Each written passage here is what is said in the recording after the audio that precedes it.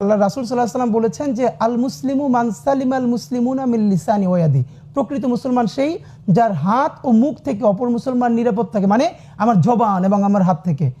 একজন নারী প্রথমত হলো নারী নিজের কারণেই পর্দা করবে, ইসলামের ভ্যালুজ যেটা।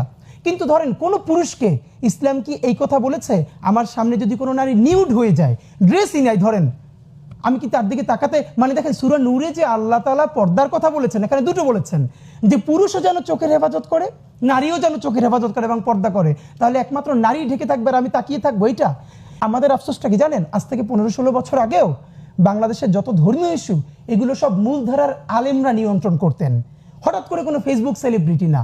ধরেন বাইতুল মোকাররম মসজিদের খতিব, আপনার নিশ্চয়ই মনে আছে প্রথম আলো একবার 111-এর সময় খুব বাজে একটা কাজ করেছিল যেখানে ইসলাম অবমাননা হয়েছিল, এবং দেখেন কি শান্তিপূর্ণ উপায়ে তাকে নিয়ে বাইতুল মোকাররমের খতিব ওবায়দুল হক সাহেবের কাছে তওবা করানো হলো। এর মানে সিস্টেমটা দেখেন, এর মানে তখন আমাদের জাতীয় মুরব্বী ছিল, বাইতুল মোকাররমের খতিব ছিলেন, বাংলাদেশে এরকম অনেক গুণীজন আলেম ছিলেন। তাওহীদ শব্দটা আসছে আরবি তাওহীদ থেকে, মানে একত্ববাদ।